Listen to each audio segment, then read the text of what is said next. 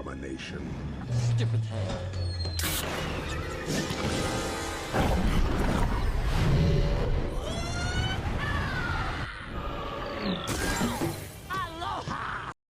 So here's a show I randomly slept on for dumb reasons.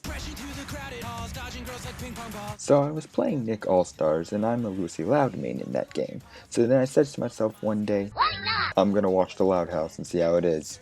And what do you know? The show is good, and the hype for it is warranted. Though I only ignored the show up until now for two reasons. The first one being because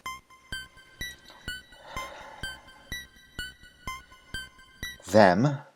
And the other one because people kept saying that it was the next SpongeBob, it was the savior of the network. And that's kind of why I looked away from it, because, yeah, it did kind of look like the next SpongeBob, but I didn't mean that in a compliment. But if Steven Universe taught me anything, judging anything based on appearance is wrong. and it turns out the show is good. It's funny, it's charming, it has great and likable characters, so the SpongeBob comparison actually can be seen as more of a compliment. The negative SpongeBob comparison is that Nickelodeon likes to milk the show to hell and back. Anyways, the Loud House centers around the titular family, the Loud family, primarily of the only son of the family, the middle child, Lincoln, as well as his 10 sisters, yes, 10 sisters, 5 older, 5 younger, and just the random events they'll get up to from day to day. With the sisters, there's Lori, the oldest, who is both simultaneously very responsible and very irresponsible, and she also likes to spend most of her time talking on the phone with her boyfriend Bobby. No, the one that doesn't make me cry. Lenny, your stereotypical dumb blonde, who is still kind and can also be intelligent when the story needs her to be. Luna, the best character in the show, who loves rock and roll, is part British for some reason, and is also... well, we'll get to that later. Luann, who is Charlie but likable most of the time. Lynn, an overly energetic and competitive sports girl. Lucy, a gothic poet and also one of the most broken characters in Nick All-Stars. The twins, Lana and Lola, Lana being the tomboy, who I swear her digestive system is also a garbage disposal, and is also somehow very skilled at building and plumbing, and Lola, the pink bratty princess type, if that wasn't obvious from her design. There's Lisa, who I swear is Nora Wakeman in her youth, and finally Lily, the baby. Oh yeah, and Lincoln, he's the middle child, and he's just, decently average. Other characters include their parents, who for some reason we didn't get to see their faces until season 2. There's Bobby, who's down bad for Lori, Clyde, Lincoln's best friend, who's down bad for Lori, and Ronnie Ann, who started off as a bully towards Lincoln, who quickly became his friend, and is now probably down bad for him. And half the fandom hates her because she's a bully character who ended up liking the person that they were bullying. Oh, but when Bosch is a bully towards Willow, it's true love. What are the rules, damn it? Anyways, so today we'll be looking at the first episode that really caught my attention with this show, L is for Love. Yes, I'm reviewing a Valentine's Day episode in October. I have lost my mind. You've lost your mind. You've lost your goddamn mind, Charlie! Also, quick disclaimer, if you're one of those mentally unhinged people who ships Lincoln with Sam, or even worse, Lincoln with one of his sisters, get out. You're not welcomed here. So now that I've killed 3 minutes of your time, let's begin. Our episode begins with Lincoln finding a mysterious love letter in the mail. The letter has no return address, and is addressed to L Loud, which could be any of them, because, you know, all their names start with L. Lori believes that it's most likely addressed to her from Bobby, but Luann insists it's probably for any one of them. We then get a flashback of each of them interacting with each of their crushes, as they all hope that it was one of them who gave the letter. And one thing I do like is that we do see some of these characters again in later episodes, like Benny, so they're not just one-offs for the sake of the episode.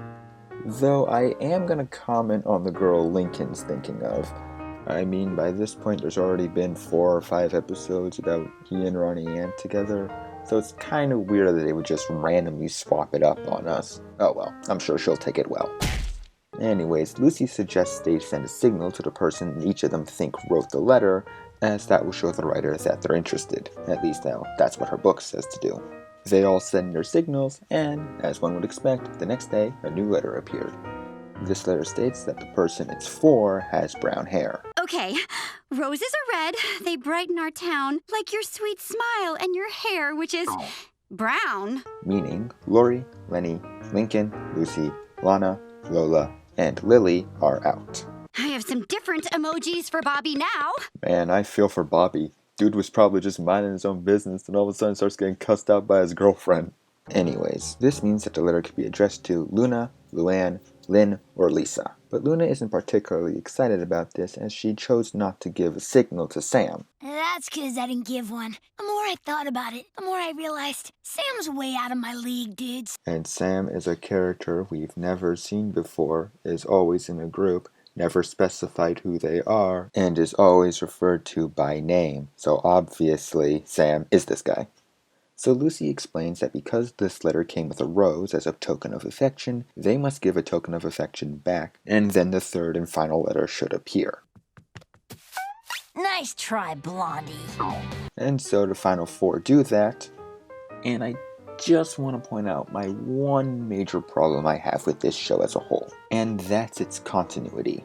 You see, one of my biggest praises of the show is that it has a continuity and the characters progress and evolve as the series go on. They don't stagnate. Most of the time. Sometimes though, certain characters and even plot points will be completely retconned in order for a story to work. We already saw in this episode with Lincoln having a new crush, but also in this episode, and more notably, we see with Lisa. In this episode, we see that there's a boy that Lisa talks to and she has a crush on. But later on, in the same season, there's an episode where Lisa needs to learn how to make friends and doesn't understand the importance of communication with others.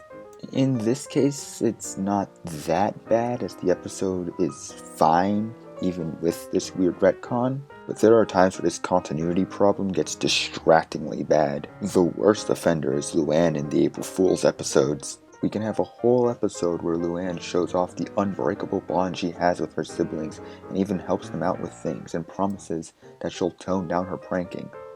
Only for the writers to throw all of that out the window during the April Fool's episodes and make Luann the most insufferable thing ever, who just only cares about tormenting her family to the point where some of her pranks could probably kill them just because she thinks it's funny. All the more reasons why I don't count those episodes as canon. Anyways, now that that tangent's over, we see the remaining girls give off their tokens of affection towards their respective crushes, except for Luna, who still believes that Sam is out of her league. Some of us blondes would kill to still be in the running. Don't you quit now! Damn it, Lola, you're hard to love, but you're harder to hate. We then get to appreciate Lenny's increasingly high IQ.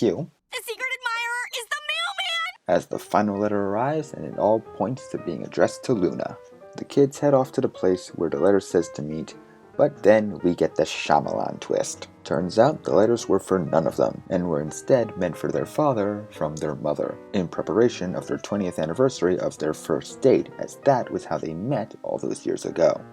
Though there is a silver lining to this because it inspires all the children to send secret admirer letters to each of their respective crushes. I'm just going to pretend this is Ronnie Ann. We even see that Luna has worked up the courage to give one to Sam, and we see Sam is actually gasp. Jokes about how obvious this twist was aside, I really love the future development of this relationship in later episodes. It's representation done right. Never once is it ever mentioned that both Luna and Sam are both girls. It does not matter. Just like in shows like Steven Universe and The Owl House, it's accepted. We don't have to ever bring attention to it because then it doesn't feel as genuine. We don't need to have it shoved down our throats. Just let it exist naturally. Thank you.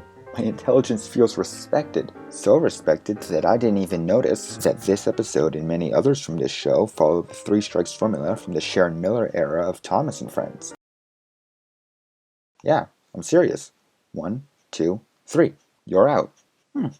Guess it just goes to show you what good writing can get you. And that's one of the biggest compliments I can give this show. It's writing. The characters are nice, the animation is charming, the stories, while a bit predictable, are still entertaining to watch. The Loud House is just a good show, and I do think it's kind of warranted of all the praise it gets. Is it a little overexposed? Yeah, a bit, but keep in mind, it did get Nickelodeon out of its rut from the early 2010s, so it is understandable why the network really likes it to the extent that they do.